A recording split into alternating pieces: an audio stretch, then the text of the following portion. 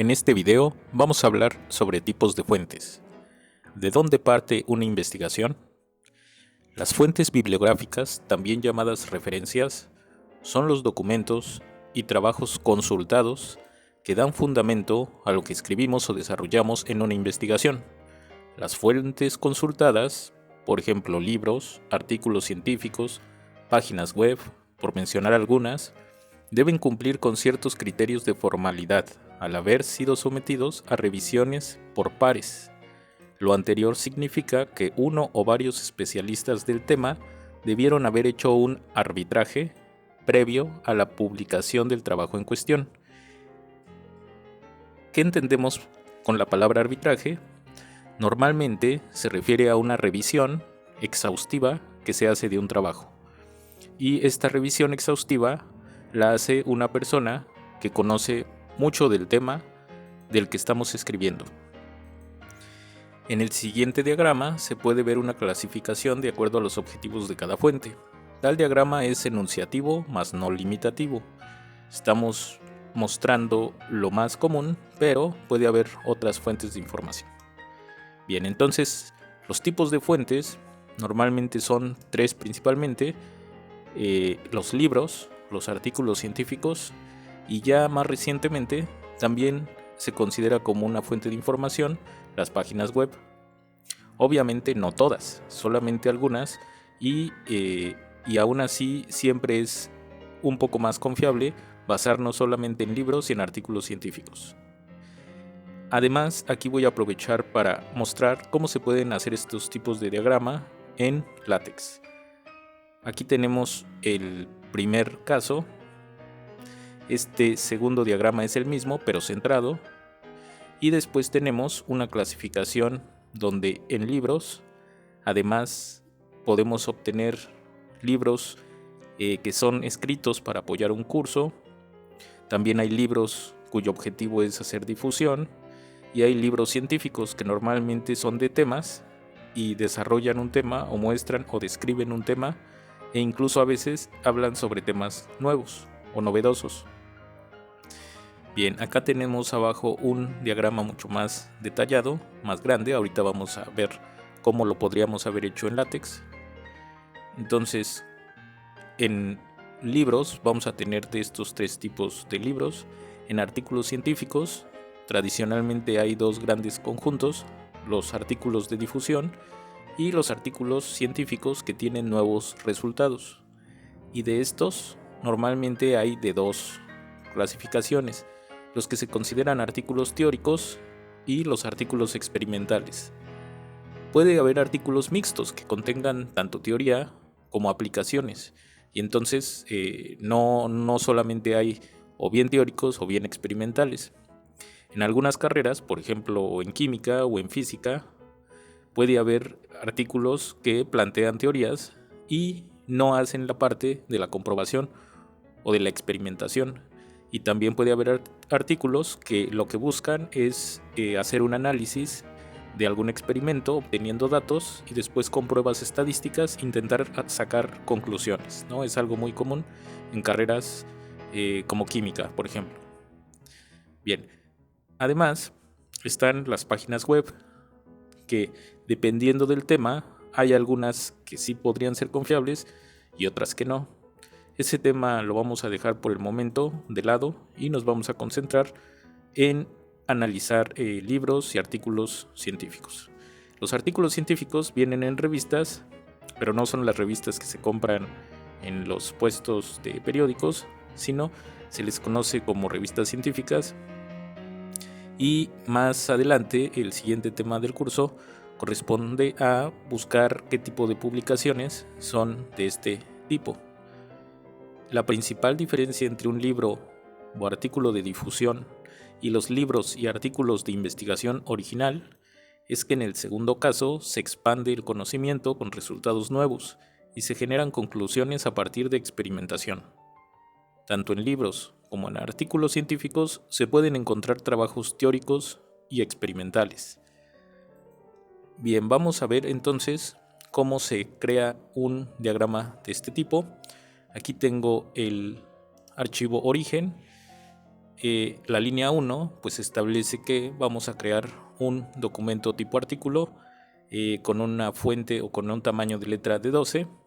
Recuerden que aquí puedo colocar 10, 11 y 12. Este paquete Geometry aquí lo estoy usando para, entre otras cosas, establecer los tamaños de los márgenes. Después estoy usando el paquete Babel con la especificación de español y esta línea que ahorita no estoy usando, pero sería para que los cuadros de datos no digan cuadros, sino digan tabla.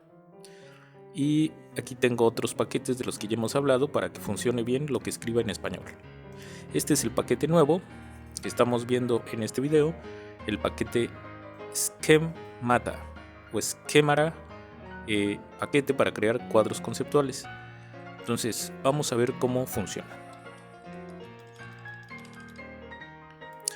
Vemos que aquí está el primer esquema que obtuvimos con este código, esto que tenemos aquí.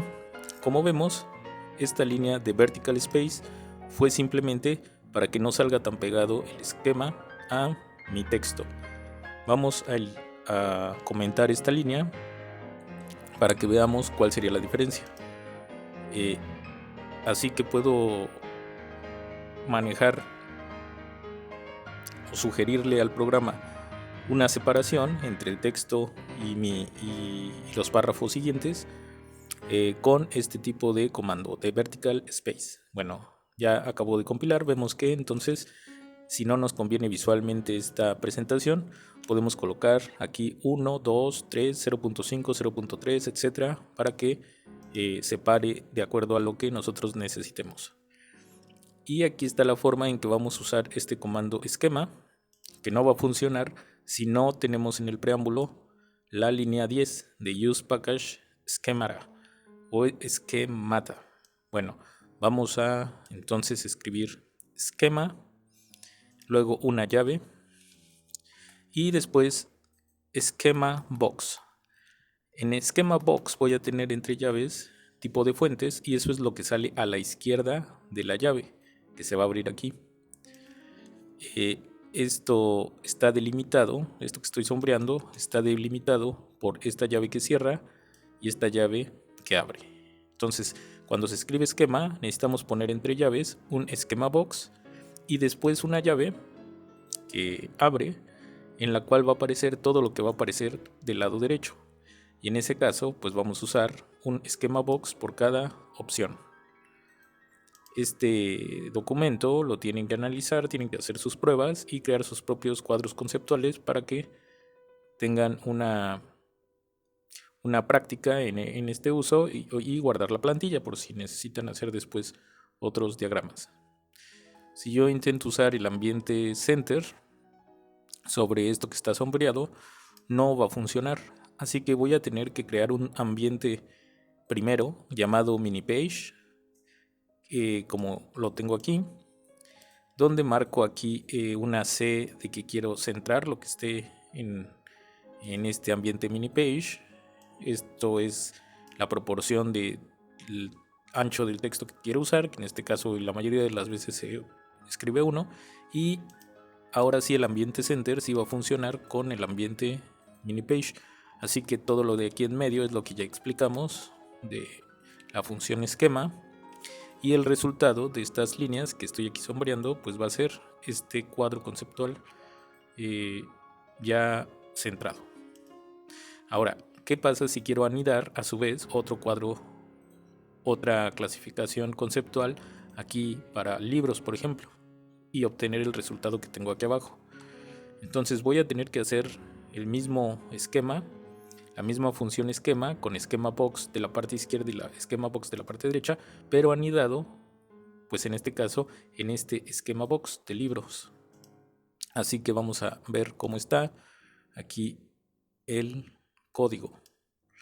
Entonces son estas líneas que están sombreadas, que estoy sombreando de la línea 46 a la línea 60, y vemos que aquí en la línea 37 teníamos esquema box libros. Así que en ese esquema box, que sería el que viene después de tipos de fuentes, voy a escribir antes de libros. Ahí antes de libros pues tengo que anidar otro esquema, otra estructura de esquema, para que tenga un esquema box de libros, que es esto que aparece aquí, y después las llaves que cierran y las llaves que abren, o la llave que abre, y los siguientes 3 esquema box, ¿no? Aprovecho para mostrar cómo se pueden usar ciertos símbolos. Por ejemplo, estoy usando aquí bullets. Estos bullets pues son estos círculos cerrados que sirven pues para que se vea claramente que es un listado o son 3 tipos de libros en este caso. Bien, y finalmente en los otros 2 casos, esquema box y esquema box, también puedo meter a su vez más clasificaciones. Así que tengo este último ejemplo ya mucho más grande. Para esto voy a hacer más grande la parte del código para que alcancemos a ver todo el contenido de lo que creó esta clasificación. Entonces aquí sigo usando vertical space para separar estos cuadros, y tengo aquí el último caso. Sí, aquí ya en la línea 90 dice: la principal diferencia entre un libro o artículo, etcétera, es este párrafo. Así que lo que tenemos que mirar es este ambiente begin center en center y después begin mini page en mini page. Bien, entonces aquí tenemos nuestro esquema principal. Aquí tenemos otro esquema para libros. Aquí tenemos otro esquema para artículos científicos, y dentro de artículos científicos tenemos otro esquema, un tercer esquema para la opción de con nuevos resultados. Entonces tenemos artículos científicos, se clasifica en de difusión y con nuevos resultados. Y con nuevos resultados los hay teóricos y experimentales. Si yo quiero agregar una opción más, por ejemplo mixtos, ¿no? Vamos a escribir entonces esquema box, y entre paréntesis aquí voy a escribir 2 guiones para que aparezca un guión alargado, y voy a escribir que ya sería ambas opciones, ¿sí?